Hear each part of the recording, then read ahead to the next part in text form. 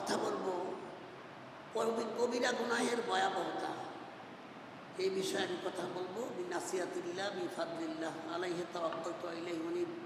লা ইলমা লানা ইল্লা মা আল্লামতানা। আসলে আমার বলার কিছু নাই, আমি মহান রবের সাহায্য কামনা করি। তিনি যদি কিছু বলার তৌফিক দেন তবেই বলতে পারবো। রব্বি ইশরাহ লি সাদরি ওয়া ইয়াসসির লি আমরি উকদাতাম মিন লিসানি ইয়াফকাহু কওলি। সম্মানিত হাজরিন, কবিরা গুনাহ আমাদের সমাজে অনেকে কবিরা গুনাহ এটা বালকেরা গুরুত্ব দেয় না। কবিরা গুনাহ মনে করে তো কত গুনাহ মাফ হয়, এমনি তো মনে করে যে এই প্রত্যেক 5 ওয়াক্ত নামাজে গুনাহ মাফ হয়, আবার ওযু করায় মাফ হয়, আবার ওই যে এই বিশেষ করে এই আশুরার রোজায় মাফ হয়, আবার ওই যে জিলহজ মাসের যে 9 তারিখের রোজা ইয়াউমুল আরাফা, এই দিনের 2 বছরের গুনাহ মাফ হয়। তো আর গুনাহ থাকবে, কিন্তু বিষয়টা হলো এইগুলি সগীরা গুনাহ, সগীরা ছোটো ছোটো গুনাহগুলি মাফ হয়, কিন্তু কবিরা গুনাহ এটা তওবা ছাড়া আল্লাহ ক্ষমা করেন না। এবং তওবা প্রত্যেকটা কবিরা গুনাহের জন্য আলাদা আলাদা তওবা করতে হইব। এই জন্য যদি তওবা না করেন আর তওবা নিয়ে কবিরা গুনাহ নিয়ে যদি কবিরা গুনাহ হয়তো মানুষ করতেই পারে, মানুষ গুনাহ করতে পারে, কিন্তু দোষের হইল গুনাহ নিয়ে কবরে যাওয়া। কেউ যদি কবিরা নিয়ে গুনাহ নিয়ে কবরে যায় তো একটা গুনাহই তার জাহান্নামের কারণ হইতে পারে। এই জন্য আমরা প্রত্যেকেই যদি যখন গুনাহ হয়ে যাবে তখনই তওবা করতে হবে। কবিরা গুনাহ তওবা ছাড়া মাফ হয় না, এই জন্য তওবা করতে হবে, কারণ তওবা ছাড়া কবিরা গুনাহ মাফ হয় না। আপনারা জানেন রাসূলের একজন বিখ্যাত সাহাবী ছিলেন সাদ বিন মুআজ রাদিয়াল্লাহু তাআলা। তাবরানীতে হাদিসটা আসছে 4346 নম্বর হাদিস, তাবরানীতে আসছে হাদিসটা, যে হযরতে মুআজ সাদ বিন মুআজ রাদিয়াল্লাহু তাআলা তিনি যখন ইন্তেকাল করেন তখন আল্লাহর আরশ পর্যন্ত কেঁপেছিল। রাসূল সাল্লাল্লাহু আলাইহি ওয়াসাল্লাম বর্ণনা করছেন যে আমার কাছে ওহী আসছে মুআজের মৃত্যুতে আল্লাহর আরশ কেঁপেছে। রাসূল সাল্লাল্লাহু আলাইহি ওয়াসাল্লাম মুআজের মৃত্যুতে দাফন কাফনের ব্যবস্থা করলেন। এবং রাসূলের একটা ফিতরত ছিল যে তিনি কারো জানাজা পড়া কবরের পাশে একটু দাঁড়াইতেন, দোয়া আস্তাগফির পড়তেন এবং সবাইকে বলতেন যে তোমার ভাইয়ের জন্য দোয়া আস্তাগফির করো, তার এখনই প্রশ্ন সওয়াল দোয়া হবে, তার জন্য দোয়া করো। কিন্তু ওই দিনের বিষয়টা ভিন্ন রকম ছিল। ওই দিন সাদ বিন মুআজকে দাফন করার পরে রাসূল অন্য দিনের মতন বলেন নাই যে তোমরা আস্তাগফির করো, ভাইয়ের জন্য দোয়া করো, এরকম বলেন নাই। ওই দিন রাসূলের একটা ব্যতিক্রম আমল সাহাবীরা দেখলেন রাসূল সুবহানাল্লাহ সুবহানাল্লাহ খুব জোরে জোরে পড়তেছে, সুবহানাল্লাহ সুবহানাল্লাহ এরকম অনেক জোরে জোরে সুবহানাল্লাহ পড়তেছে। তো সাহাবীরাও রাসূলের দেখা দেখি সুবহানাল্লাহ সুবহানাল্লাহ পড়তেছে। অনেকক্ষণ সুবহানাল্লাহ পড়ার পরে এবার রাসূল বলে আল্লাহু আকবার আল্লাহু আকবার আল্লাহু আকবার এরকম পড়তেছেন। সাহাবীরা আল্লাহু আকবার আল্লাহু আকবার বললেন। তারপরে সাহাবীরা প্রশ্ন করে ইয়া রাসূলুল্লাহ, আপনি তো জীবনে কোনোদিন এরকম দেখি নাই যে দাফন করার পরে সুবহানাল্লাহ আলহামদুলিল্লাহ পরে আল্লাহু আকবার পরে, আজকে কেন বললেন? জানো আজকের এই সাদের মৃত্যুতে 70,000 ফেরেশতা এই সাদের জানাজায় শরীক হয়েছে। দেখেন কত বড় জলিল কদর সাহাবী ছিলেন। কিন্তু হয়তোবা এমনও হইতে পারে যে সাদের একটা গুনাহ করছিল, এটা হয়তো মনে নাই, এমন হইতে পারে। এই জন্য সাদের রাসূল যখন বললেন যে আমি দেখতেছি, আমি আমার মুজিজার মাধ্যমে, আবার বেদাতীরা যেন মনে না করে রাসূল আগুন নিগুন জানে, এটা কোনো মনে করার কোনো সুযোগ নাই। রাসূলকে আল্লাহ অনেক মুজিজা দিছিল। রাসূলের মুজিজার মাধ্যমে রাসূল দেখতে পাচ্ছেন যে মুআজের কবরের মাটিগুলি চাইতে আসছে। এবং রাসূল বর্ণনা করলেন যে মুআজের এই পাথরের হাড়গুলি একটা আরেকটার সাথে মিশে গেছে, এরকম অবস্থা হয়েছে। তো এই অবস্থা রাসূল দেখার পরে তিনি এরকম জোরে জোরে সুবহানাল্লাহ সুবহানাল্লাহ বললেন। তারপরে আল্লাহ নিজে হুকুম দিয়া, আল্লাহ রাসূল বলছে যে আল্লাহ নিজে হুকুম দিয়া এই সাদের কবরের মাটিগুলি সরাই দিছে। তারপরে আমি আল্লাহু আকবার আল্লাহু আকবার বললাম। আমি এই কথাটা বলার অর্থ এই, হযরত সাদ বিন মুআজ তিনি কত বড় জলিলে কদর সাহাবী ছিলেন, কত মর্যাদার ছিলেন, যার মৃত্যুতে আরশ কাঁপছে, রাসূলের কাছে খবর আসছে, এবং যার জানাজায় 70,000 ফেরেশতা অংশগ্রহণ করছে। আর সেই সাদের অবস্থা এর অবস্থা হয়েছে না, আমাদের কেউ বলেন হয়তো এমন হইতে পারে যে একটা কোনা কবিরা গুণা হয়তো করছিল, কিন্তু ওনার হয়তো খেয়াল নাই, মনে নাই, গুণা সব তওবা করতে মনে নাই, এমন হইতে পারে। দেখেন, এই জন্য কবর বড় ভয়ের জায়গা। সেখানে যেতে হলে কবিরা গুনাহ থেকে মুক্ত থাকতে হবে, এবং কবিরা গুনার জন্য জাহান্নাম ভোগ করবে। কবিরা গুনার জন্য সে অনন্তকাল জাহান্নাম ভোগ করবে। এই কবিরা গুনাহগুলি কি, এটা অনেকে জানে না। কবির শব্দের তো বড় বড় গুনাহ। আমাদের দেশে সাধারণ লোক তো দূরের কথা, আলেমরাও জানে না গুনাহ কয় প্রকার। যদি আমি করে প্রশ্ন করি, তা আপনারা কইবেন গুনাহ দুই প্রকার, একটা কবিরা গুনাহ, একটা সগীরা গুনাহ, এটাই বলবেন। এটা খালি আপনারা না, সাধারণ লোকরা, বড় বড় আলেমরাও, কিছু এমন আলেম আছে যারা জানে না গুনাহ কয় প্রকার, তারাও জানে না। শতকরা হয়তো 2, 4, 5, 10 জন আলেমে জানে ও গুনাহ কত প্রকার। কুরআন মাজিদের সূরা হুজরাতের 7 নম্বর আয়াতে আল্লাহ নিজে গুনাহ কয় রকম, কয়টা গুনাহ আল্লাহ বর্ণনা করছে। ওইখানে বলছে 3টা গুনার কথা বলছে। হ্যাঁ, আল কুফরু, আল ফিসকু, আরেকটা হইলো ইসান, এইটা আরেকটা গুনাহ, যেটাকে সগীরা গুনাহ বলা হয়। অল ইসান, এই 3 প্রকারের গুনার কথা বলা হয়েছে। কিন্তু আমরা জানি খালি সগীরা আর কবিরা, কিন্তু না, গুনাহ 3 প্রকার। কুফুরের গুনাহ মারাত্মক গুনাহ। কুফুর গুনাহ করলে, আপনি কবিরা গুনাহ করলে কিন্তু আপনার ঈমান যাইতো না। আপনি যদি কবিরা গুনাহ করেন তাহলে শাস্তি হইব কবরে, শাস্তি হইব হাসরে, জাহান্নামে। আপনি কবিরা গুনাহ করলে আপনাকে কবরের শাস্তি দিব, হাসরের শাস্তি দিব। তাও যদি শেষ না হয়, আল্লাহ জাহান্নামে দিব। যতদিন আপনার কবিরা গুনার শাস্তি শেষ না হবে, এতদিন জাহান্নামে থাকবেন। শেষ হইলে ঈমানের কারণে জান্নাতে যাবেন। একদম কবিরা গুনাহ করলে ঈমান নষ্ট হয় না। যেমন খারিজিরা বলে কবিরা গুনাহ করলে ঈমান না, কবিরা গুনাহ করলে, কুফরি গুনাহ করলে ঈমান নষ্ট হয়। এই জন্য জানতে হবে কোনটা কবিরা গুনাহ, কোনটা কুফরি গুনাহ। কুফরি গুনাহ কিন্তু অনেকে জানে না। এই জন্য গুনাহ 3 প্রকার। একটা হইল কুফরি গুনাহ, যেমন কুফুরও আবার কুফরি গুনাহ আবার 4 প্রকারের আছে। যেমন আল্লাহকে সরাসরি ডিনাই করলো, অস্বীকার করলো, সে কুফরি করলো। অথবা শিরকে আকবার করলো, এটাও কুফরি গুনাহ।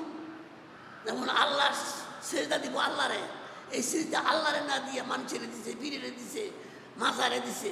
এই সেজদার একমাত্র হকদার আল্লাহ। এটা হলো কুফরি আকবর, শিরকে আকবর।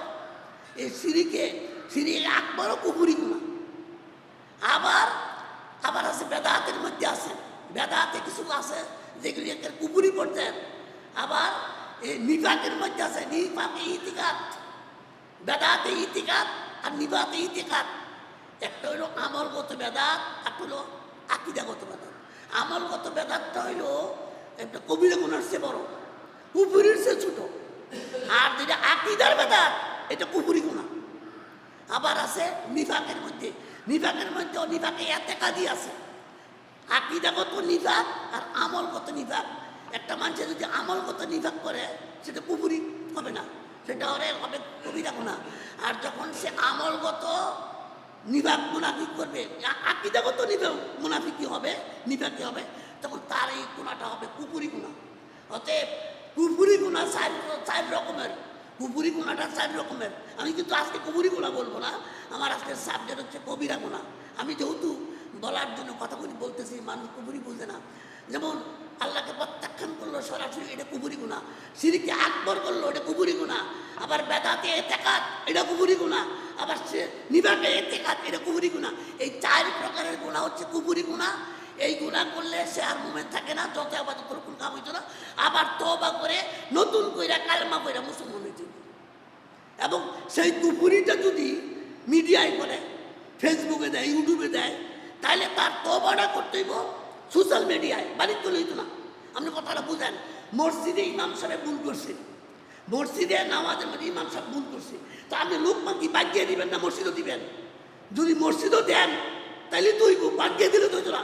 অতএব কেউ যদি কুফরি আকবর করে সোশ্যাল মিডিয়ায়, ইউটিউবে, ফেসবুকে একটা একটা এমন একটা বিবৃতি সে দিছে, তার বিবৃতিটা হইল কুফরি। তখন তাকে ঈমান আনতে হইলে এই কুফরির তওবাটা করতে হইব ওই প্রকাশ্যে, ইউটিউবের মধ্যে করতে হইব, ফেসবুকেই করতে হইব। এটা গোপনে করলে হইতো না।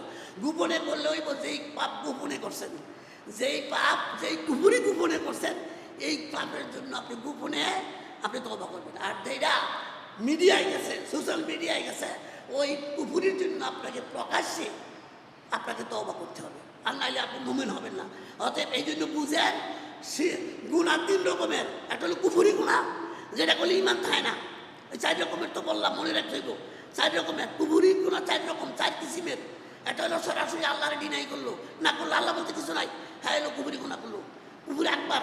একটা হলো শিরকে আকবার, 2টা। 3টা হলো নিফাকে ইতিকাদি, আর 4 নম্বর বেদাতে ইতিকাদি। এই 4 রকমের গুণা হচ্ছে কুফুরি গুণা। এই 4 প্রকারের গুণা যদি কোনো বান্দার হয়, সে তাৎক্ষণিক সে তওবা করতে হবে। তওবা ছাড়া গুণা মাফ হবে না।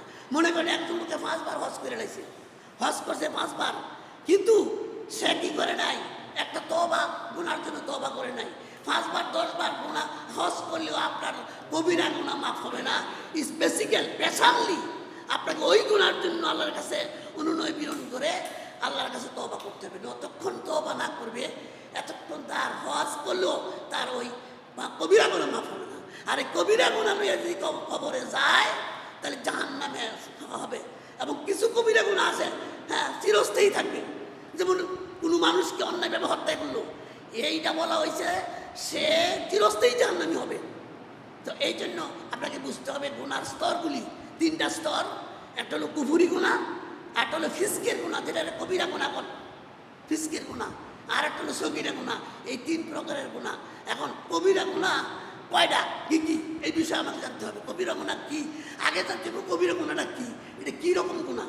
কবিরা গুনাহ হচ্ছে এমন গুনাহ, যেই গুনাহটা করলে সমাজে তারে শাস্তি দেয়। কবিরা গুনার সংজ্ঞা হচ্ছে, এটা এমন একটা অপরাধ, যে অপরাধ সমাজে করলে সমাজের লোকেরা শাস্তি দিব। যেমন মদ খাইছে, তারে কি করতে হইব, 80 ডোরা লাগাইতে হইব। জেনা করছে, জেনা যদি অবিবাহিত করে, তাকে 100 ডোরা দিয়া দেশ টাকাত করতে হইব। আর জেনা যদি বিবাহিত পুরুষ নারী করে, তাকে পাথর মাইরা রজম করে হত্যা করতে হবে। এটা হলো ইসলামের বিধান। চুরি করছে, হাত কাটতে হইব।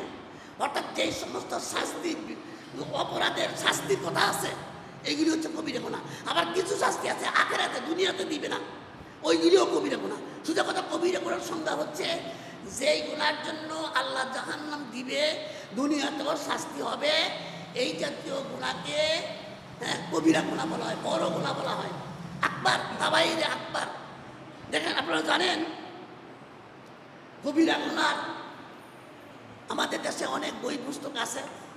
তার মধ্যে ইমাম জাহরি, যার নাম হচ্ছে শামসুদ্দিন মোহাম্মদ বিন উসমান জাহরি, যার মৃত্যু হয়েছিল 748 খ্রিস্টাব্দে, 748 হিজরিতে। এই ইমাম জাহরির কিতাব না বইরা পৃথিবীতে কোনো মানুষ আলেম হইতে পারবে না। ওনার সবগুলি সেক্টরে ওনার কিতাব আছে। মাদ্রাসায় শুরু থেকে শেষ পর্যন্ত ওনার কিতাব, ওনার পাঠ্য কিতাব অনেক আছে। উনি এত বড় আলেম, এবং উনি এই ইমাম জাহরি সমস্ত সাহাবীদের তাবিনের জীবনী লিখছে। অতএব কেউ যদি কোনো হাদিস জয়ীফ বা দুর্বল হাদিস বাড়ি করতে হয়, তাহলে ইমাম জাহরির লেখা কিতাব পড়তে হবে, এছাড়া ভাব করার কোনো সুযোগ নেই। অতএব অত্যন্ত বড় মাপের একজন আলেম ইমাম জাহরি, উনি অত্যন্ত বড় মাপের আলেম। তিনি একটা গ্রন্থ লিখছে, আকবারে কাবায়ের, কবিরা গুনাহ। তো এইখানে কবিরা গুনার মধ্যে দেখেন, এখানে কারো কারো মতে 125টা কবিরা গুনাহ, কারো কারো মতে 112টা কবিরা গুনাহ। তবে ইমাম জাহরি উনি আনছে 70টা কবিরা গুনাহ আনছে তার কিতাবে। কাবায়ের আকবারের মধ্যে 70টা কবিরা গুনাহ। তবে এই 70টা কবিরা গুনাহ হচ্ছে যেই গুনার মধ্যে কোনো মাযহাবের লোক, কোনো ওলামায়ের ইখতিলাফ নাই, সমস্ত ওলামাদের ঐক্যমতে এই 70টা কবিরা গুনাহ। ইমাম এবং বিশেষ করে রহিসুল মুফাসসিরিন আব্দুল্লাহ ইবনে আব্বাস রাদিয়াল্লাহু তার একটা হাদিসে আসছে যে এই কবিরা গুনাহ 70টার বেশি, কবিরা গুনাহ 70টারও বেশি। তো ইমাম জাহরি উনি এখানে তার কিতাবে তিনি 70টা কবিরা গুনাহের কথা তিনি তার কিতাবে উল্লেখ করতে। এই গুনাহগুলো যদি আমরা করি, তাহলে আমাদেরকে চিরস্থায়ী জাহান্নামে যাইতে হবে। এই জন্য আসলে এখন দরকার আমাদের, দেখেন আপনারা জানেন হুযায়ফা ইবনে ইয়ামান একজন সাহাবী, হুযায়ফা ইবনে ইয়ামান রাদিয়াল্লাহু তাআলা, তিনি হচ্ছেন একজন বিচক্ষণ সাহাবী ছিলেন। যাকে রাসূল গুপ্ত ভান্ডার বানাইছিল, গোপন কথার ভান্ডার বানাইছিল। সাহেবের সিররে বলছে, সাহেবের সিররে গোপন কথার ভান্ডার বানাইছিল মুআজ রাদিয়াল্লাহু তাআলা। তিনি তার কাছে সমস্ত এই মুনাফিকদের লিস্টটি রাসূল দিয়ে গেছেন। হ্যাঁ, এমনকি উমর রাদিয়াল্লাহু তাআলা তিনি যখন খলিফাতুল মুসলিমিন, কোনো লোককে প্রাদেশিক শাসনকর্তা নিয়োগ করতে হলে, কোনো লোককে যদি প্রাদেশিক শাসনকর্তা নিয়োগ করার লাগবে, তাইলে উমর রাদিয়াল্লাহু তাআলা লোকটারে পাঠাইতো ওই ইয়ার কাছে, সাহাবীর কাছে, হ্যাঁ, হুযাইফার কাছে পাঠাইতো, হুযাইফা ইবনে ইয়ামানের কাছে পাঠাইতো। হুযাইফা ইবনে ইয়ামান রাদিয়াল্লাহু তাআলা তিনি যদি তাকে সার্টিফাই করতেন, তাইলে তারে ওই সরকারি পদে দিতেন। কারণ তিনি জানে কে মুনাফিক। এই জন্য কোনো লোককে সরকারিভাবে নিয়োগ দিতেন না ওমর রাদিয়াল্লাহু তাআলা, যতক্ষণ ওই হুযাইফা তাকে সিলেক্ট না করতো। যখন হুযাইফা যদি মনে করেন লোকটা নির্ণয় করে, তাহলে বোঝা গেছে যেমন এই মুনাফিক না। কারণ মুনাফিকের লিস্টগুলি রাসূল হুযাইফার কাছে দিয়ে গেছিল। এবং উমর রাদিয়াল্লাহু তাআলা, হ্যাঁ, এইভাবে প্রত্যেকটা উমর রাদিয়াল্লাহু তাআলা কারো জানাজায় গেলে, কারণ তিনি তো আমিরুল মুমিনিন, তিনি যাইতে হয়, তবে বলতো এই হুযাইফারের খবরটা কইও। তো উমর রাদিয়াল্লাহু দেখতো হুযাইফা জানাজায় গেছে কিনা। যদি দেখতো হুযাইফা জানাজায় গেছে, তো উমর যাইতো। আর যেই লোকের জানাজায় হুযাইফা যায় নাই, উমর রাদিয়াল্লাহু গেছে না, তখন উমর বুঝছে মুনাফিক হইব। কারণ হুযাইফা যখন গেছে না, নিশ্চয়ই মুনাফিক হইব। এইভাবে হুযাইফা রাদিয়াল্লাহু তাআলার কাছে রাসূল গোপন ভান্ডার, গোপন তথ্যের আরও অনেক কিছু দিয়ে গেছিল, যেটা অন্য কোনো সাহাবীকে দেয় নাই। রাসূল গোপন কথাগুলি সব হুযাইফার কাছে বলছিলেন। আর এই হুযাইফার একটা ধর্ম ছিল, ওনার একটা নীতি ছিল। সমস্ত সাহাবীরা আইসা খালি রাসূলের কাছে কইতো এই বরকতের ফজিলতের হাদিস কোন, বরকতের ফজিল ইয়াকন আমল, বর্তমান আমলগুলি কোন আমলের মধ্যে ফজিলত বেশি, এইগুলি কোন। কিন্তু হুযাইফা একটু ব্যতিক্রম ছিল। উনি আইসা বলতো যেগুলি খারাপগুলি, উনি জিজ্ঞাসা করতো কোনগুলি করলে ক্ষতি হইব, উনি এটা করতো। হ্যাঁ, উনি জানতো ইসলামে কোন খারাপগুলি বেশি, বিশেষ করে কবিরা গুণাগুলি, এইগুলি তিনি বেশি জানতেন। কারণ আপনি যদি মন্দটা জানেন, তাহলে আপনি এটা থেকে বাঁচবেন। এই জন্য আপনাকে শরীয়তের ভালো হুকুমগুলি, নামাজের আহকামগুলি যেমন যারা ফরজ, কবিরাগুলিও আপনাকে জানতে হবে আপনাকে বাঁচার জন্য। আপনাকে বাঁচতে হলে মন্দগুলি বুঝতে হবেন, আদেশগুলি যেমন শিখছেন, নিষেধগুলিও জানতে হবে, নাহলে বাঁচতে পারবেন না। এই জন্য হুযাইফা ইবনে ইয়ামানের কাজ ছিল, তিনি কি করতেন, ওই খুঁজায়া রাসূলের কাছ থেকে গিয়ে খালি এই প্রশ্ন করতেন, ইয়া রাসূলুল্লাহ এটা করলে কী হইব, কোনটা খারাপ হইব, এরকম বিষয়গুলি, কবিরা গুনার বিষয়গুলি তিনি বেশি জানার চেষ্টা করতেন। তো এই হলো হুযাইফা। এবং আমাদের প্রত্যেকের উচিত, আজকে আমি এই ইমাম যাহাবীর ৭০টা কবিরা গুনার বিষয়ে আমি আজকে আলোচনা করব। আসলে এক একটা কবিরা গুনার জন্য এক একটা খুতবার দরকার, একটা কবিরা গুনার জন্য একটা খুতবার দরকার, নাহলে বুঝা হইতো না। তবে এতদিন ৭০টা কবিরা গুনার লাগি ৭০টা খুতবা দিলে আপনারা এখন ধৈর্য ধরতেন না। তো বিষয় হলো প্রাথমিকভাবে অন্তত ধারণাগুলি নেন যে কী কী কবিরা গুনাহ। আর আজকে এই খুতবা পড়ার শোনার পরে বাড়ির দিকে প্রত্যেকে খাতা কলম নিয়ে বইবেন, বইয়ে দেখবেন কার লোকে কোনটা মিলে। যদি মিলে যায় তাহলে আজকেই তবা করতে হবে। এমন না বলে আমি ৭০ বছর বয়স পাবো, বয়স ৬০-৭০ হইলো পরে না, এখন এই মুহূর্তে। কারণ মৃত্যু কার কখন হয় জানা যায় না। এই জন্য একটা কবিরা গুণা নিয়ে তুই মৃত্যুবরণ করেন, জাহান্নাম করতে হবে।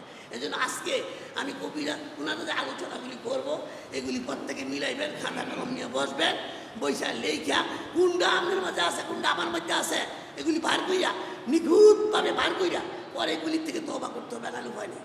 এই জন্য আমাদের প্রত্যেকের উচিত কবিরা গুণাগুলি আমাদের জীবনে এগুলি লিস্ট কইরা বার কইরা তারপরে এগুলি থেকে আমরা যেন বিরত থাকি, এই আমলটা আমাদের করতেই হবে।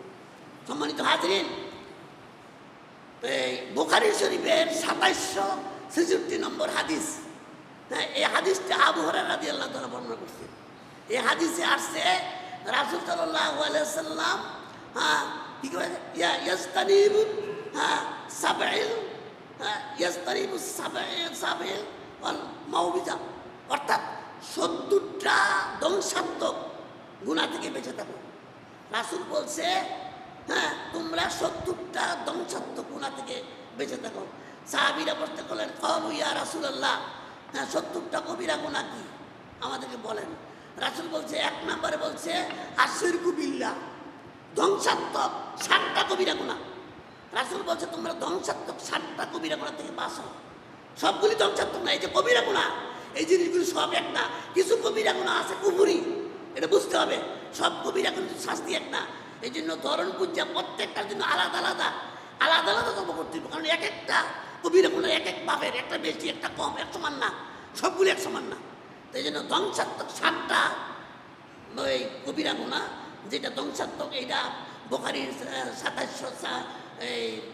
67 নম্বর হাদিসে আসছে। রাসূল বলছে ধ্বংসাত্মক 7টি কবিরা গুনাহ থেকে তোমরা বাঁচো। 1 নম্বর আশিরকু বিল্লাহ, আল্লাহ থেকে শিরিক করা থেকে বাঁচো। 2 নম্বর বলছে যে এই সিহর, জাদু থেকে বাঁচো। 3 নম্বর বলছে হ্যাঁ ওয়াল কাতলুন নাফসিল হারামাল্লাহু ইল্লা বিল হক, অর্থাৎ আল্লাহ যাদেরকে রক্ত হারাম করছে, হ্যাঁ হ্যাঁ তাদের শরীর বিধান ছাড়া অন্যায়ভাবে হত্যা করা। আল্লাহ যাদেরকে হত্যা করা হারাম করছে তাদেরকে অন্যায়ভাবে হত্যা করা, এটা হলো 3 নম্বর। 4 নম্বর হচ্ছে হ্যাঁ আকলুর রিবা, সুদ খাওয়া। আচ্ছা, 5 নম্বর হচ্ছে হ্যাঁ হ্যাঁ আকলুল মাল ইয়াতিম, এতিমের মাল আত্মসাৎ করা। তারপরে 6 নম্বর হচ্ছে জিহাদ থেকে পালায়া দেওয়া। 7 নম্বর হচ্ছে সতী শান্তি, ইমানদার নারীকে আপনার এই অপবাদ দেওয়া। এই 7টা ধ্বংসাত্মক মারাত্মক অপরাধ। এই 7টা অপরাধ থেকে আমাদেরকে বাঁচতে হবে। দেখেন, শিরক এমন একটা অপরাধ, যে অপরাধ করলে মানুষের ঈমানও যায়, আমলও যায়। শিরক হচ্ছে মস্ত বড় জুলুম। হ্যাঁ, ইন্নাল্লাহ লা ইয়াগফিরু আন ইউশরাকা বিহি ওয়া ইয়াগফিরু মা দুনা যালিকা লিমান ইয়াশা। মহান আল্লাহ তাআলা শিরকের উপর সম্পর্কে সূরা নিসার 48 নম্বর আয়াতে বলছে যে আল্লাহ শিরিক ছাড়া হ্যাঁ দুনা লিমান ইয়াশা, শিরিকের গুনাহ ছাড়া আল্লাহ সকল গুনাহ ইচ্ছে করলে ক্ষমা করবেন, তবে শিরিকের গুনাহ আল্লাহ কখনো ক্ষমা করবেন না। অন্যত্র সূরা মায়েদার 72 নম্বরে আছে ইন্নাহু মাইয়ুশরিক বিল্লাহ ফাকাদ হারামাল্লাহু আলাইহিল জান্নাহ ওয়া মাওয়াহুন নার ওয়া মা লিয-যালিমিন মিন আনসার। সূরা মায়েদার 72 নম্বর আয়াতে বলছে যে যারা আল্লাহর সাথে শিরিক করে তাদের জাহান্নাম, তাদের স্থান হবে জাহান্নাম, আর তাদের কোনো সাহায্যকারী থাকবে না, তাদের কোনো সাহায্যকারী থাকবে না। এই জন্য শিরিক হচ্ছে মস্ত বড় জুলুম, মস্ত বড় অপরাধ। সে আকবার, কাবাইরে আকবার, কবিরা গুনাহের মধ্যে সবচেয়ে বড় কবিরা গুনাহ আল্লাহর সাথে শিরিক করা। অতএব আমরা যেন কোনো কাজে শিরিক না করি, এটা 1 নম্বর। দেখেন, এই শিরিকের ব্যাপারে লুকমান তার ছেলেকে কি বলছিল? ইয়া বুনাইয়া, হে আমার আদরের ছেলে, হ্যাঁ লা তুশরিক বিল্লাহ, তুমি আল্লাহর সাথে শিরিক করো না। ইন্নাশ শিরকা লা যুলমুন আযীম, অবশ্যই শিরিক, নিঃসন্দেহে শিরিক মহা বড় জুলুম। এই জন্য আল্লাহ সমস্ত অপরাধ ক্ষমা করেন, কিন্তু শিরিকের অপরাধ ক্ষমা করেন না। এই জন্য শিরিক ছাড়া দিকে অপরাধ এইটারে শিরিক নাই। যত গুনাহ আছে সমুদ্রের ফেনার মতন পরিমাণ গুনাহ আল্লাহ হ্যাঁ তাদেরকে ক্ষমা করবেন যদি আমলে শিরিক না থাকে। একটা গুনাহকে বাস্তা নিয়ে চলবো, শিরিকের গুনাহ যদি কোনো ভাই না থাকে। মানে আমরা শিরিক বুঝিই না, শিরিক বুঝিই না, তাকে শিরিক শিখতে হবে। না শিখার কারণে বুঝি না, আগে আল্লাহ ভাসে আপনি এটা করে যাই, আগে আল্লাহ ভাসে আপনি এরকম বই, এটাও শিরিকি কথা, এগুলিও বলা যাবে না। হ্যাঁ, এই জন্য শিরিক থেকে মুক্ত থাকতে হবে। ইমান, শিরিক মুক্ত ইমান আর বেদাত মুক্ত আমল যদি হয় তাইলে আপনি জান্নাতের উপযোগী হবেন। এই জন্য শিরিক কখনো করা যাবে না। তো 2 নম্বরে হচ্ছে জাদু। এই জাদু বিশেষ করে মুসা আলাইহিস সালামের সময়, ওই সময় জাদুর প্রভাবটা খুব বেশি ছিল। এই সময় লোকেরা খালি জাদু, এই যে সূরা বাকারার 102 নম্বর আয়াতে হারুত মারুত সম্পর্কে এখানে যে জাদুর কথা বলা হয়েছে, ওই সময় লোকেরা জাদু চর্চা করতো। জাদু কইরা কারে কেরা ক্ষতি করবো, কার বউটা পাগল করে লয়ে যাবো গা, এটা ছিল আকামের কাম আছে জাদু দিয়া। হ্যাঁ, এইরকম আকাম সাকাম করতো জাদু কইরা কইরা। তো এই জন্য জাদু সেহের যেটা, এটা আবার 2 রকমের, একটা হাকিকি একটা হুকুমি। যেই জাদু মানুষের মারাত্মক ক্ষতি করে, যেমন রাসূলকে করছিল, যেটা রাসূলকে যেই কালা জাদু করছিল, লাবিদ নামে ইহুদি রাসূলকে বান দিছিল। তারপরে রাসূলের অবস্থা এমন হয়েছে, রাসূল একেবারে শয্যাশায়ী হয়ে গেছে, একেবারে এমন অসুস্থ হয়েছে, সহ্য করতে পারে না। তারপরে জিবরাইল 2টা সূরা নিয়ে আইলো, সূরা নাস ফালাক, সূরা ফালাক আর নাস, এই 2টা সূরার মধ্যে 11টা আয়াত ছিল। আচ্ছা জিব্রাইল বলল, ইয়া রাসূলুল্লাহ, আপনারা তো ভান দিছে, জাদু করছে, লাবিদ নামক ইহুদি, আপনারা কাজ করেন, আপনার এই জাদুটা ওই কূপের মধ্যে আছে, হ্যাঁ উড়ে আনিয়া চিরুনির মধ্যে চুল দিয়া মূর্তি বানায়, মোমের মূর্তি বানায়া ওইখানে পাথর দিয়ে চাপা দিয়ে রাখছিল রাসূলকে হত্যা করার জন্য। তারপরে এইভাবে যখন বলা হয়েছে এবং জিবরাইল বলছে আপনি এই ক্ষেত্রে মোমের মূর্তিটা উড়ে আনিয়া যেটা আপনার জাদু করছে, তারপরে এই সূরা নাসের আর ফালাকের 11টা আয়াত ওইটা বলে ফু দিবেন আর জাদুর পান ছুটে দেবো। তারপরে আল্লাহর হুকুমে রাসূল যখন জানতে পারছে, তারপরে ওইভাবে ওই কূপের থেকে ওই যে ভান দিছিল, জাদু করছিল, এটা উড়ে আইনা সূরা নাস ফালাকের 11টা আয়াত পড়তে পারে, রাসূল আস্তে আস্তে সুস্থ হয়ে গেছে। কিন্তু ওই যেই জাদু মানুষকে ক্ষতি করে এটা করে কুফরি। আবার কিছু জাদু আছে সাময়িক দেখায়, এটা কবিরা গুনার চেয়ে উপরে, এটা কবিরা গুনার চেয়ে উপরে, কথা বুঝতে পারছেন? কিন্তু যেই জাদু মানুষকে এমন ক্ষতি করে ওইটা হলো আসল জাদু।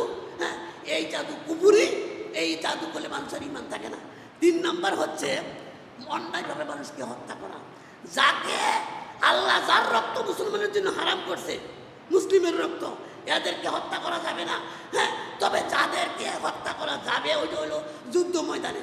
একটা কাফেরকেও আপনি ইচ্ছা করলে হত্যা করতেন না, করতে কোন সময় যখন জিহাদে দেবেন তখন। জিহাদ ছাড়া একজন কাফেরকে হত্যা করতে, একটা মানুষ হত্যা করা, একটা হাদিসে আসছে একটা মুসলিমকে অন্যায়ভাবে হত্যা করলো, তামাম পৃথিবী ধ্বংস করলে, দুনিয়াটা ধ্বংস করলে যত ক্ষতি হবে না এর চেয়ে বেশি ক্ষতি হবে একটা মুসলিমকে হত্যা করলে। অতএব এই এই ব্যক্তি চিরদিন জাহান্নামে যাবে। যে মানুষকে হত্যা করবে তার স্থায়ী জাহান্নাম, তার জাহান্নাম চিরস্থায়ী জাহান্নাম। এই জন্য মারাত্মক কবিরা গুনার মধ্যে কিন্তু মারাত্মক গুনাহ এটা 3 নম্বর। হ্যাঁ, তারপরে 4 নম্বর হচ্ছে এতিমের মাল ভক্ষণ করা। হ্যাঁ হ্যাঁ, 4 নম্বর হচ্ছে সুদ খাওয়া, আপনার রিবা। সুদ সুদ এত মারাত্মক, এত ভয়াবহ, হ্যাঁ, যে সুদের মধ্যে 70টা গুনাহ আছে। সুদ করলে 70টা গুনাহ হয়। এর মধ্যে বলছে যে সবচেয়ে ছোট গুনাহটা হইলো মায়ের সাথে জানা করা। হ্যাঁ, একটা ছোট আর গুনাহ নাই। আর বড় গুনাহটা হইলো হারবুন মিনাল্লাহি ওয়া রাসূলি। বড় গুনাহটা হইলো আল্লাহর সাথে আর রাসূলের সাথে জিহাদের ঘোষণা দেয়। যেই ব্যক্তি সুদ খায়, হ্যাঁ, আল্লাহর লগে জিহাদ করে। অতএব মারাত্মক গুনাহ সুদ খাওয়া, এটাকে আমাদের মধ্যে একেবারে সম্পূর্ণভাবে পরিত্যাগ করতে হবে। হ্যাঁ, 5 নম্বরে এতিমের মাল ভক্ষণ করা। এতিম যারা অনাথ, হ্যাঁ, কোরআন মাজিদে আসছে, হ্যাঁ, তা কি বুতুনহীন নারা, যে ব্যক্তি এতিমের মাল খায় তার পেটের মধ্যে আগুন ভরে, আগুন আগুন আগুন খায়। অতএব এতিমের মাল এটা 7টা ধ্বংসাত্মক 7টা কবিরা গুনার মধ্যে এটা। তারপরে 6 নম্বর ধ্বংসাত্মক কবিরা গুনাহ হচ্ছে জিহাদের ময়দান থেকে পলায় যাওয়া। জিহাদের ময়দান থেকে পলায় আসা, এটা হচ্ছে ধ্বংসাত্মক 7টা কবিরা গুনার একটা কবিরা গুনাহ। অতএব আমাদেরকে এই সমস্ত বিষয়গুলি, হ্যাঁ, 8 নম্বর 7 নম্বর হচ্ছে কোনো সতী সাধ্বী মুসলিম নারী, হ্যাঁ, একজন ইমানদার নারীকে, হ্যাঁ, জানার তহমত দেওয়া, হ্যাঁ, তাকে মিথ্যা কি করে, হ্যাঁ, তারে মিথ্যা অভিযুক্ত করা, হ্যাঁ, অপবাদ দেওয়া, এটা হচ্ছে 7 নম্বর আপনার এই মারাত্মক 7টি গুণার মধ্যে একটি গুণা। তা এরপরে আরো কবিরা গুণা, এইখানে আরো 63টি কবিরা গুণা। 7টা ধ্বংসাত্মক গুণার পরেও আরো 63টি কবিরা গুণা ইমাম জাহাবি তার কাবায়েরে আকবর গ্রন্থে তিনি আসছেন। সেগুলি আমি কিছু কিছু আলোচনা করবো বিশ্বাসী। দেখেন, তারপরে 8 নম্বর হচ্ছে পিতামাতার অবাধ্য সন্তান, মারাত্মক অপরাধ, তার জন্য জাহান্নাম হারাম। যার প্রতি পিতামাতা অসন্তুষ্ট তার জন্য জান্নাত হারাম হয়ে যাবে। এই জন্য পিতামাতার সন্তুষ্টি, রাসূল বলছে রিদার রাব্বির রিদা সাক্ষাৎ বিসাক্ষাতিন ওয়ালিদ। পিতার সন্তুষ্টিতে প্রতিবার সন্তুষ্ট, পিতার অসন্তুষ্টিতে প্রতিবার অসন্তুষ্ট। হ্যাঁ, মায়ের সন্তুষ্টি, হ্যাঁ, আল্লাহ খুশি হয়, পিতামাতার সন্তুষ্টিতে আল্লাহ খুশি হয়। রাসূল সাল্লাল্লাহু আলাইহি ওয়াসাল্লামের একটা সাহাবিয়া ছিল, ইলকিমা বা এরকমের নামের একটা সাহাবি ছিল, যিনি মৃত্যুর সময় তওবা করতে পারছিলেন না, তার জবান বন্ধ হয়ে গেছিল। রাসূলকে নেওয়া হলো, রাসূল গিয়ে দেখলেন এই অবস্থা। রাসূল বললেন যে তার কে আছে, বলল তার মা আছে। তার মা কই বলে তার কাছে থাকে না। তারপর তার মায়ের আনছে, আনার পরে বলছে আপনার ছেলেরে মাফ করে দেন, ইলকিমা, হ্যাঁ, মাফ করে দেন। তারপর বললো মাফ করতে রাজি হইল না। আবু বকর অন্যান্য সাহাবীদেরকে বললেন তোমরা একটা কাজ করো, বড় একটা আগুন করো, আগুন করে তার আগুন ফেলা, হয়তো জাহান্নামে যাইবই, তার আগুন ফেলা। বড় আগুন করে যখন দরাদরি কইরা নিতেছে, তার মায়ে কয় কি ব্যাপার, কি হইতেছে? কয় তোমার ছেলে তো মরলে আগুন হয়ে যাইব, জাহান্নামে দেখতে পেলে আগুন ওই ফেলায় দেয়। পরে বললো হ্যাঁ, যে তারপরে তার মায়ের সামনে দাঁড়াইলো, বললো যে আমি ছেলেরে মাফ করে দিলাম, আমি আমার ছেলেরে মাফ করে দিলাম। দেখেন পিতামাতার সন্তুষ্টিতে আল্লাহ সন্তুষ্ট, পিতামাতার অসন্তুষ্টি।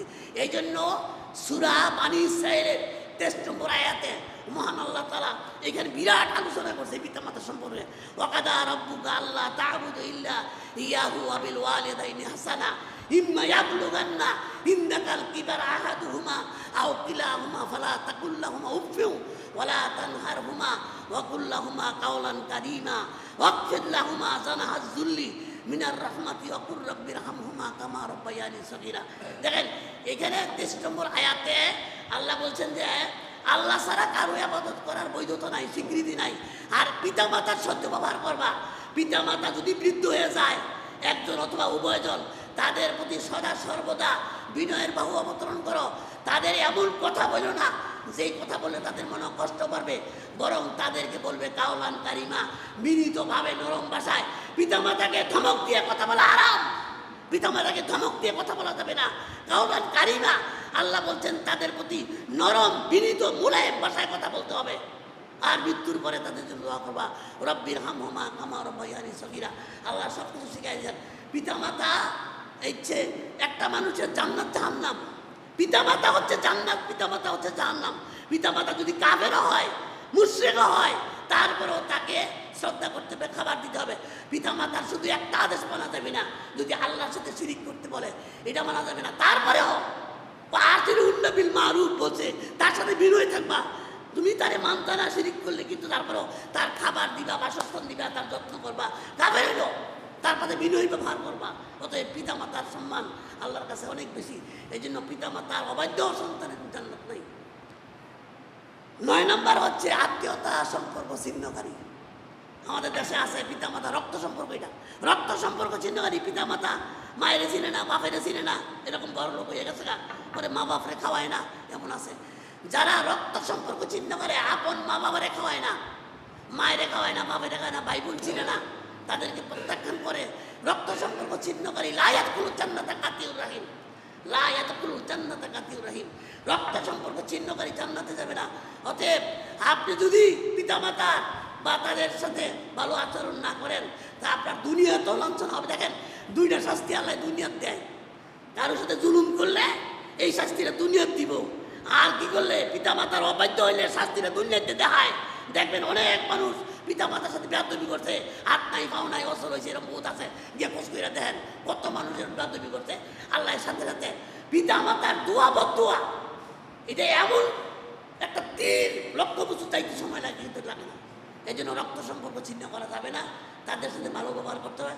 আপনার টাকা পয়সা দেখেন, এক সাহাবী গিয়ে বলছিল, ইয়া রাসূলুল্লাহ, আমার বাবাই তো খালি টেহাল হয়ে থাকে, আমার তো জিগায় না। তো রাসূল বলছেন, তোমার টাকা তোমার বাপের, তোমার কাছে জিগাইতে কেন? যত তোমার টাকা সব তোমার পিতার জিগাইতে হবে না, জিজ্ঞাসা করার তো নাই। তোমার অর্থ যা করবা সব তোমার বাপের, এটা মালিক তোমার বাপ। অতএব আমার সন্তানের টাকা পয়সা সব মালিক, আমি এটা স্টাফ করে দিছি। এই জন্য এইখানে এতটুকু পাওয়ার ইসলামে দিছে।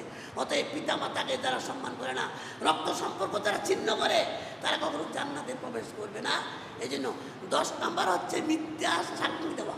দেখেন মিথ্যা করা এমনি কবিরা গুনাহ, কিন্তু মিথ্যা সাক্ষী দেওয়া মারাত্মক। এমনও হইতে পারে আপনার একটা সাক্ষী একটা মাসের ফাঁসি হইতে পারে। ভালো একটা নির্দোষ নিরপরাধী মানুষ আপনি একটা সাক্ষী দিচ্ছেন, এই সাক্ষী মিথ্যা সাক্ষী এক লোকের ফাঁসি হবে। এটা আকবারে কাবায়ের, মারাত্মক। অতএব কবিরা গুনার মধ্যে ক্লাসিফিকেশন আছে, কম বেশ আছে। কিন্তু মিথ্যা সাক্ষী দিলে, সাধারণ মিথ্যা কইছেন মানুষের যেমন ক্ষতি হয়েছে না, আপনি একটা মিথ্যা কথা কইছেন তার ক্ষতি হয়েছে না, এটার কোনো একরকম। আর আপনার মিথ্যার কারণে একজনের ফাঁসি হয়েছে, এটা মারাত্মক অপরাধ। অতএব এই জন্য আপনাকে জাহান্নাম করতে হবে। হ্যাঁ, তারপরে 10 নম্বর, তারপরে 11 নম্বর হচ্ছে মিথ্যা কসম করা। আমাদের দেশে দেখা যায় অনেক লোকের ওই মিথ্যা কসম করে, হ্যাঁ, মিথ্যা শপথ করে। ব্যবসায়ীরা বেশিরভাগ দেখছি এরকমভাবে কসম করে, আমার আল্লাহর কসম এটা এত দেয় কিনা। এগুলি মিথ্যা কসম করা, শপথ করা কবিরা গুনাহ। অতএব একটা কবিরা গুনার জন্য জাহান্নামে যেতে হবে। জাহান্নামে কতদিন থাকবেন আল্লাহই জানে। এখানে সময় নির্ধারণ করা নাই। অনেকে আবার কয়ে লাই কি জানেননি, কয়েকটা কবিরা কোনো লাগে 7,000 বছর না, এরকম কোনো হাদিস নাই। আল্লাহই জানে 7,000 দিব না, কতদিন দিব আর বেশি দিব আল্লাহই জানেন। অতএব এটা নির্ধারণ করে না, জাহান্নামে যাইতে হবে, এটা ঠিক। কবিরা গুনার জন্য আপনাকে জাহান্নামে যেতে হবে। অতএব হ্যাঁ, তারপরে হলো এই 12 নম্বর হচ্ছে আপনি কী করবেন, 12 নম্বর হচ্ছে যে ঘুষ দেওয়া। একজন লোকে ঘুষ দিল, ওই ঘুষ নেওয়াটা হ্যাঁ এটা হলো এমন মারাত্মক। আর ঘুষ এমন একটা না মারাত্মক। আর রাশিয়ার মুক্তাশি গিলা না, ঘুষ দাতা গ্রহিতা উভয় জাহান্নামী। আপনি কেন ঘুষ দিবেন? নিশ্চয়ই আপনার কোনো স্বার্থ আছে। ঘুষ দেয় তার উপকারে লেগে দেয়। হ্যাঁ, ঘুষ দেয় খায়, দোষী দেয় আরো বেশি খুশি। একজন মানুষের অধিকার নষ্ট করার লাগে। আপনি চাকরিতে ইন্টারভিউ দিচ্ছেন, আপনি হচ্ছেন 4 নম্বর, অনেক চাকরি তো ভাই বলতে 1 নম্বর যে হ্যাঁ আপনি 5 লাখ টাকা দিয়ে কইলেন ভাই চাকরিটা আমারে দেন, তাহলে হ্যাঁ অধিকার নষ্ট করলেন। অতএব এই ঘুষ দেওয়া 12 নম্বর, ঘুষ দেওয়া যেমন অপরাধ, 13 নম্বর ঘুষ প্রদান করা এরকম। 13 নম্বরে ঘুষ প্রদান করাও মারাত্মক কবিরা গুনাহ, মানুষের হকের মধ্যে পড়ে। কবিরা গুনার মধ্যে বলছি অনেক ক্লাসিফিকেশন আছে। এটা মানুষের অধিকার নয়, এটা আল্লাহ ক্ষমা করবেন না। যে সমস্ত কবিরা গুনাহগুলি মানুষের সাথে সম্পৃক্ত, এগুলি আল্লাহ ক্ষমা করবেন না। তওবা করলেও ক্ষমা হবে না, ওইটা তার কাছ থেকে ক্ষমা নিতে হবে। মানুষের হক নষ্ট করছেন, এটা তওবা করলে ক্ষমা হইতো না, এটা তার কাছে ক্ষমা চাইতে হইব, তার কাছে নিতে হইব না, মানুষ আল্লাহ ক্ষমা দিবে না। অতএব কবিরা গুনার মধ্যে অনেক শ্রেণী আছে এই জন্য। তারপরে 14 নম্বর চুরি করা। আইদিন কোরআনে বলছে চুর পুরুষ হোক মহিলা হোক হাত কেটে লাও। চুরি করা এটা মারাত্মক অপরাধ। মানুষের সম্পদ কী করবেন আপনি? এরকম দেখেন চুরির ব্যস্ত আছে, একটা লেবু চুরি করছে এটাও চুরি, কোটি টিয়া চুরি করছে এটাও চুরি, একটা লেবু চুরি করছে গাছটা এটাও চুরি। কিন্তু এটার শাস্তি এক না, অনেক ব্যস্ত আছে ইসলামে। এই জন্য তো এই সমস্ত ব্যাপার হলো ইসলামিক যেটাকে বলা হয় আইন, এগুলো অনেক বিষয় করি। তবে শুধু জানেন চুরি করা কবিরা গুনাহ, তবে ব্যস্ত আছে। হ্যাঁ, তারপর ডাকাতি করা, ডাকাতের শাস্তি। ডাকাতে ইসলামে কি শাস্তি দিছে? ডাকাতকে ইসলামের শাস্তি দিছে তাকে হত্যা করো। চোরের শাস্তি হলো হাত কাটো, ডাকাত কিন্তু হত্যা করার নির্দেশ। অতএব যেই সমস্ত শাস্তিগুলি অপরাধগুলির শাস্তি কোরআনে আসছে এগুলি কবিরা গুনাহ। ডাকাতি করা এটাও কবিরা গুনাহ। হ্যাঁ, তারপরে 17 নম্বর 16 নম্বর জেনা ব্যভিচার। দেখেন জেনা ব্যভিচারের অনেক শ্রেণী আছে। জেনা ব্যভিচার হাতের জেনা আছে, চোখের জেনা আছে, কানের জেনা আছে, পায়ের জেনা আছে, অঙ্গ প্রত্যঙ্গের জেনা আছে। এখন সকল প্রকারের জেনা সম্পর্কে বলছে লা তাকরাবুজ জেনা। কোরআনে আল্লাহ বলছে তোমরা এটার কাছেও দিও না। মারাত্মক ফায়সা, অত্যন্ত অশ্লীল, অত্যন্ত নোংরা জিনিস জেনা। অতএব জেনার কাছেও দেয় না। কিন্তু দেখেন আজকে জেনার থেকে বাঁচা বড় কঠিন, বাঁচতেই পারতেন না। জেনা বাঁচতে বার হইলে জেনাতে বাঁচতেন না, এমন পরিবেশ, এমন অবস্থা। জেনার থেকে বাঁচা খুব কঠিন। অনেক হাতে আগুন রাখা যেমন কঠিন, তার চেয়ে বেশি কঠিন বর্তমানে চোখওয়ালা মানুষ, তার চোখ আছে, হ্যাঁ জেনাতে বাঁচা এর চেয়ে বেশি কঠিন হয়ে গেছে। হাতে জ্বলন্ত আঙ্গার রাখাচ্ছে একজন মানে চক্ষুওয়ালা মানুষ, তার চোখ আছে, হ্যাঁ রাস্তার পার হলে জেনাতে বাঁচা তার কঠিন হয়ে গেছে বর্তমানে। হ্যাঁ, এই জন্য জেনা 16 নম্বর জেনা ব্যভিচার মারাত্মক। হ্যাঁ, তারপরে আছে 17 নম্বর সমকামিতা। যে ইত্রামিরা হ্যাঁ বিভিন্ন পাশ্চাত্যের দেশগুলিতে আছে এবং তারা এমনও আছে হ্যাঁ যে পুরুষ বিয়ে করবো, নারী বিয়ে করবো এবং তাদের পার্লামেন্ট পর্যন্ত পাস করে লাগছে। এমন অসভ্য দেশও আছে। অতএব এটা অত্যন্ত মারাত্মক। ইসলামে এটার জন্য শাস্তি হলো মৃত্যুদণ্ড। অতএব সমকামিতা। হ্যাঁ, তারপরে 18 নম্বর হ্যাঁ নেশা দ্রব্য পান করা, মদ, হিরোইন, চরস, গাঁজা, এইগুলি যেগুলি আছে মানুষকে নেশা করে। হ্যাঁ, এগুলি আবার অনেকে কয় কি বলে এ সাদা পাতা ধো, এ জ্বরটা এটা তো নেশা না, এটাও নেশা। আপনি একটু খাইয়া দেন বাড়াইয়া, আপনি 100 গ্রাম জ্বরটা খাইয়া দেন, কি হবে 5 নিয়মে দেন। অতএব রাসূল বলছে যেই জিনিস অল্পে নেশা হয়, হ্যাঁ মানে যেই জিনিস কী হয় অল্পকালে মানে নেশাটা অধিক খাইলেও কি, যেটা অধিক খাইলে নেশাটা অল্প খাইলেও হারাম। অতএব জর্দা, গুল, পাতা, হ্যাঁ সিগারেট, বিড়ি যা আছে সব নেশাদ্য, মদ জাতীয় নেশা সবগুলি হারাম। কুল্লু মাইসুরিন হারামুন। রাসূল বলছে সর্বপ্রকার নেশা জাতীয় হারাম। অতএব যারা নেশা জাতীয় জিনিস পান করবে হ্যাঁ তারা জাহান্নামে যাবে। যারা নিয়মিত নেশা জাতীয় ভক্ষণ তাদের কোনো আবাদত করবে, যারা সিগারেট বিড়ি খাইব 40 দিন কোনো আবাদত কবুল হইতো না। হ্যাঁ, যারা নেশা জাতীয় এই জাতীয় খাইবে, একটা নেশা করলে 40 দিন, বিড়ি সিগারেট খাইলো, জর্দা খাইলো, 40 দিন তার কবুল হবে না। ইন্নামাল খামরু ওয়াল মাইসিরু ওয়াল আনসাবু ওয়াল আসলামু রিজসুম মিন আমালিশ শাইতানি ফাস্তানিবু। আল্লাহ কোরআনে কি বলছে?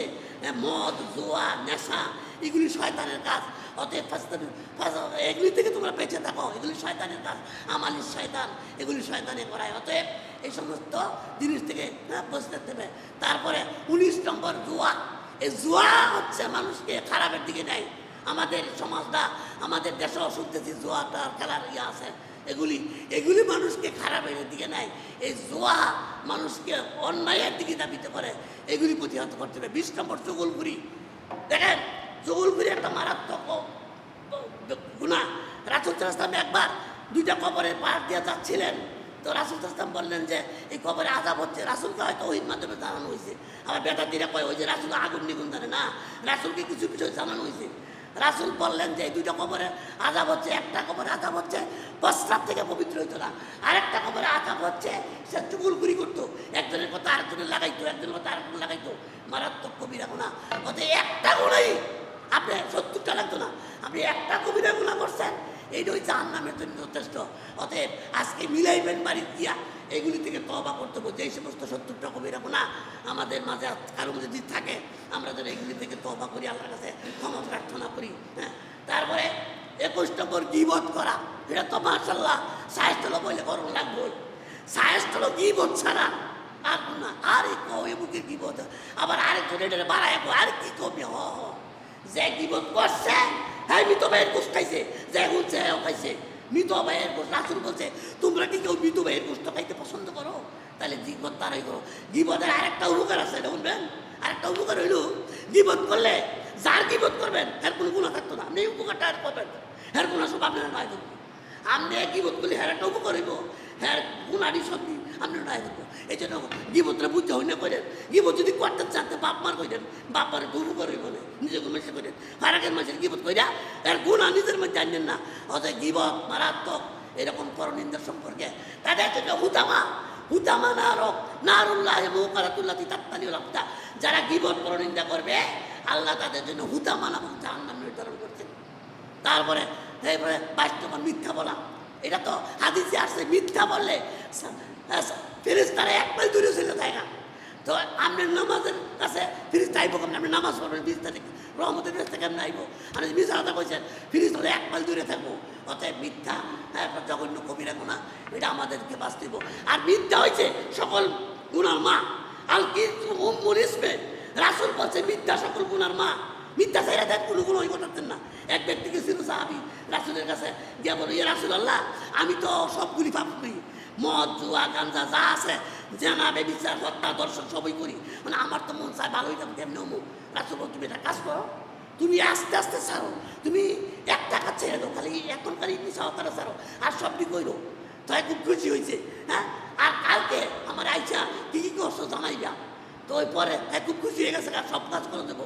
তারপরে হ্যাঁ যখন মদ খাইতে মেলা নিয়ত করছে, হ্যাঁ চিন্তা করে রাসূলের কাছে তো বলতেই আমি মদ পান করছি, এতগুলি মানুষের সামনে কেমনে কমু, কি একটা সরম হইব, ডাক পেতাম না। এবং একটা চুরি, ডাকাতি, জেনা, ব্যভিচার কিছুই করতে পারে নাই সে। ওই যে রাসূলের কাছে সত্য কথা বলতেই, পরের দিন গেছে, পরে জিজ্ঞাসা রাসূল তুমি কি কালকে চুরি করছো, জেনা করছো, মদ খাইছো? বললা কেন? কই যে হাসা কথা কম লাগবো। তখন রাসূল বলছিল আল কিযবু উম্মুল ইসমি। মিথ্যা সকল গুনাহের মা। একটা মানুষ মিথ্যা ছেড়ে দেন, তার গুনাহ করার কোনো রাস্তা আর নাই, সব রাস্তা বন্ধ। একটা কাম করলে সব বন্ধ। অতএব মিথ্যা পরিত্যাগ করলে আপনার সমস্ত গুনাহ থেকে বাঁচতে পারবেন। হ্যাঁ, তারপরে 22 নম্বরে, হ্যাঁ, তারপরে 23 নম্বর হচ্ছে অহংকার। অহংকার মানুষের আমল খেলায়, যেইভাবে আগুনে কাঠ খায়, অহংকার মানুষের আমল নষ্ট করে দেয়। অতএব অহংকার 70 বছর 80 বছর হয়েছে না আঘাত করছেন, সামান্য একটু অহংকার আছে, জিরো, সব শেষ, একেবারে একটাও নাই। অতএব অহংকার মানুষের আমল এইভাবে খেয়ে ফেলে। ইয়াকুলুল হাসানাতে কামা তাকুলুন নারে খাতাব। রাসূল বলছে হিংসা মানুষের আমল ওইভাবে খায়, আগুন যেমনি কাঠ খায়। অতএব হিংসা থেকে বিরত থাকতে হবে। 24 নম্বর লোক দেখানো আমল। দেখবেন অনেকে করে কি মানুষের যাই পারলে কি নামাজ পড়ে, এটা রিয়াও, এটা এক প্রকারের রিয়া। কবিরা কোনো আবার শিরিকের মধ্যেও পড়ে। এই জন্য আমল করবেন আল্লাহর জন্য, আল্লাহর সন্তুষ্টির জন্য, কারো দেখানোর জন্য। আমাদের দেশে হাজি সাহেবরা করে কি, হজ যাইবার আগে দাওয়াত দিয়া বড় বড় মানুষগুলি, নেতা পাতাগুলিরে খাওয়ায়, আত্মীয় খাওয়ায়, গিলি খাওয়ায়, তারা নিয়ে আসে হাজো যায় দাঁড়াই কাছে আইলে যেন হাজি সাহেব দেয়। আমি সুপে সুপে গেলে তো যাও জানতো না, আগে ওই জানায় যাই হজ যাইতেছি, আপনারা জানলেন আমি হজ করতেছি, আইলে যেন সবাই হাজি সাহেব দেয়। আপনি যদি হাজিটা আল্লাহ হজ করে দেন, তাই বলতোই শেষ। হজ এমন একটা জিনিস, না, হজ হচ্ছে এমন একটা আবাদত যেটার জান্নাত ছাড়া কোনো বিপদময় নাই। আর আপনি হজ করতেন, মানুষ হাজি সাহেব কইতো, তাই বলতোই শেষ। আপনি হাজি সাহেব পাওয়া বলতোই শেষ, আর কোনো কামে লাগতো না। অতএব আপনার অহংকার, হ্যাঁ, আপনাকে এই কী করবো, এই জন্য এই আপনি কী করবেন, এই অপরাধগুলি লোক দেখানো অপরাধ করা যাবে, আমল করা যাবে না, আমল করতে হবে আল্লাহর জন্য। তারপরে 25 নম্বর হলো প্রতারণা করা। রাসূল কি বলছে, মান গাসসানা ফালাইসা মিন্না। রাসূল বলছে যারা প্রতারণা করে তারা আমার উম্মতই না। অতএব কারোর সাথে প্রতারণা করা যাবে না। ধোঁকা দেওয়া ইসলামে নাই, কাউকে ধোঁকা দিবেন, প্রতারণা করবেন, এগুলি ইসলামে নাই, পাঁচ থাকতে হবে। হ্যাঁ, তারপরে 26 নম্বর হচ্ছে আপনার ওই যে আমানতের খিয়ানত করা। আজকে অনেক লোক আমানতদার কম পাইবেন, খিয়ানত করবো, বেশিরভাগ মানুষ খিয়ানত করবো। আর খিয়ানত করা মুনাফিকের লক্ষণ। মুনাফিকের 3টা লক্ষণের মধ্যে একটা হলো সে খিয়ানত করবো, আমানতের খিয়ানত করবো। অতএব যারা খিয়ানত করে তারা ইমান না, তারা কি হয়ে যায়, তারা মুনাফিক হয়ে যায়। এটা কবিরা গুনাহ, খিয়ানত করা যাবে না। 27 নম্বর ওজনে কম দেওয়া, এটাও কবিরা গুনাহ। আছে অনেক ওয়াইলুল লিল মুতাফফিফিন, সূরা মুতাফফিফিন লেখছে, এদের জন্য আফসোস ও দুর্ভোগ যারা ওজনে কম দেয়। হ্যাঁ, এই ওজনে কম দেয় ব্যক্তিগুলি জাহান্নামে যাবে। এই জন্য ওজনে কম দেওয়া যাবে না। হ্যাঁ, 28 নম্বর, তারপরে তারপরে 28 নম্বর হচ্ছে অন্যায়ভাবে কারো সম্পদ ভোগ করা যাবে না। আছে না অনেক হয় জোর কইরা মানুষের টাকা পয়সা সম্পদ ভোগ করে, এগুলি কবিরা গুনাহ। হ্যাঁ, তারপরে 29 নম্বর হচ্ছে মুসলমানকে গালি দেওয়া। রাসূল বলছে মুসলিমকে গালি দেওয়া বিশ, হ্যাঁ, হত্যা করা কুফরি। হাদিসে আসছে মুসলমানকে গালি দেওয়া কুফরি, কবিরা গুনাহ, হত্যা করা কুফরি। অতএব কোনো মুসলিমকে গালি দেওয়া যাবে না, এটা নিষেধ। একবার আবু বকর রাদিয়াল্লাহু তাআলাকে এক ইহুদি গালি দিচ্ছিল, আর আবু বকর রাদিয়াল্লাহু তাআলা তিনি কি করছেন, কিছু জবাব দেন নাই, একেবারে দাঁড়ায় রয়েছে। তারপরে অনেক গালি দেওয়ার পরে কিছুক্ষণ পরে রাসূল আসছে। রাসূল আসছে পরে আবু বকর বলছে, ইয়া রাসূলুল্লাহ, হ্যাঁ, তো ওই ইহুদি যখন রাসূলের আবু বকর গালি দেয় তখন রাসূল হাসতেছে। তো এইবার এতক্ষণ কিছু বলে না আবু বকর, যখন রাসূল হাসতেছে তখন আবু বকর বুক করলেন, কথা বলেন, ইয়া রাসূলুল্লাহ, আপনার সামনে আমার ইহুদি বক্তাছে আর আপনি হাসতেছেন। তখন রাসূল বলল, দেখো আমি কেন হাসি, হ্যাঁ, এটা তুমি বুঝো না, আমি দেখতেছি তুমি তোমার যখন গালি দিতে আসে বেড়ায়, তখন একজন ফিরিস্তা তোমার পাশে কালিয়া প্রত্যেকটা গালি জব দিতেছে, প্রত্যেকটা অভিশাপ দিতেছে, আর যেই তুমি কথা বলছো ফিরিস্তা গেছে না। তো বিষয় হলো কেউ যদি গালি দেয় তাহলে কি করেন, হ্যাঁ, কালু সালামা, আল্লাহ বলছে তাহলে সালাম দেয় বলো, গালি দেওয়ার উত্তর সালাম দেয় বলো। এই জন্য গালি মুসলমান গালি দেওয়া যাবে না। হ্যাঁ, 30 নম্বর নিরপরাধী একজন মানুষকে ভয় দেখাইবেন, ডর দেখাইবেন, এটাও কবিরা গুনাহ। 31 নম্বর জুলুম করা, মানুষের উপর জুলুম করা, এই জুলুম করাও কবিরা গুনাহ। তারপরে 32 নম্বর হচ্ছে বিচারে পক্ষপাতিত্ব করা। আজকালকার আমাদের দেশে অনেক পয়সাদার আছে, টাকা পয়সা লইয়া বিচার করে, বিচারে পক্ষপাতিত্ব করে।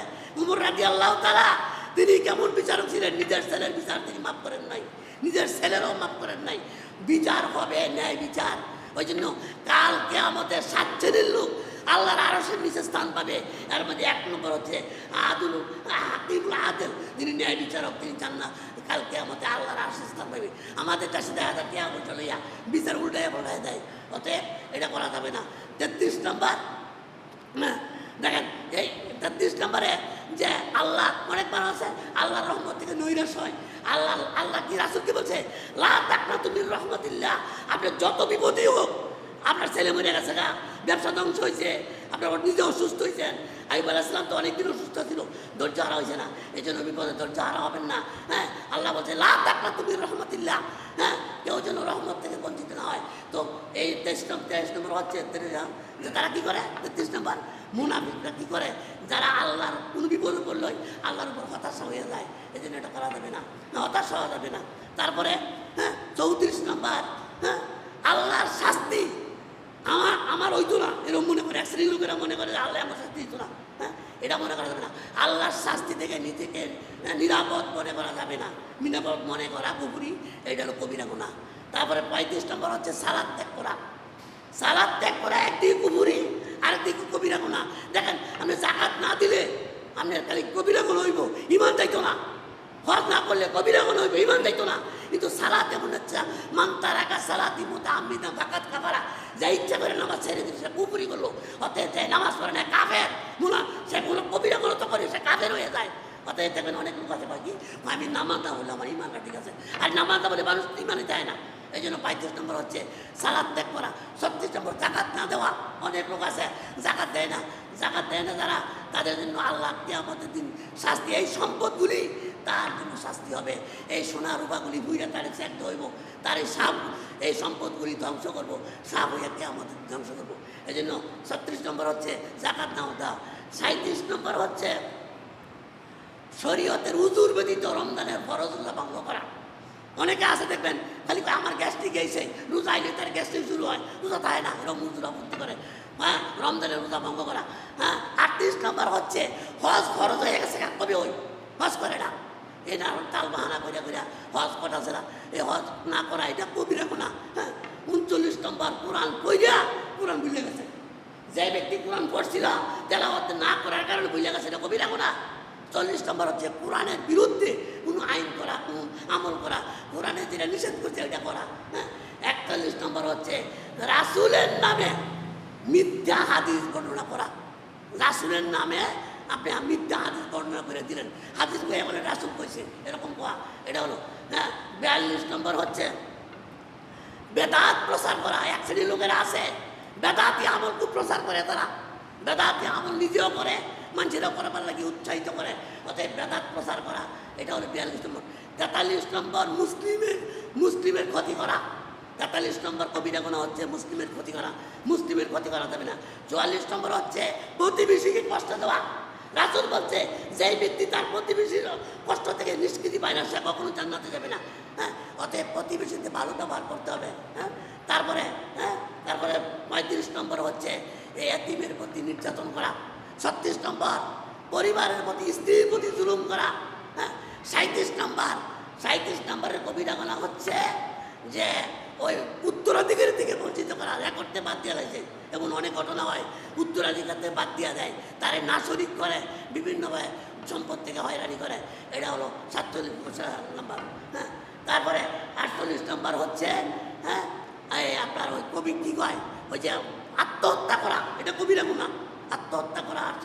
49 নম্বর হচ্ছে যে আত্মীয় স্বজনের হক আদায় না করা, আত্মীয় স্বজনের হক আদায় না করা। 50 নম্বর হচ্ছে যে এই হারাম উপার্জন করা, হারাম পথে ব্যবসা করেন, সুদি ব্যবসা করেন বা 2 নম্বরই ব্যবসা করেন, হারাম পথে উপার্জন করেন, এই হারাম উপার্জনটা হচ্ছে কবিরা গুনাহ। হ্যাঁ, তারপরে 51 নম্বর হচ্ছে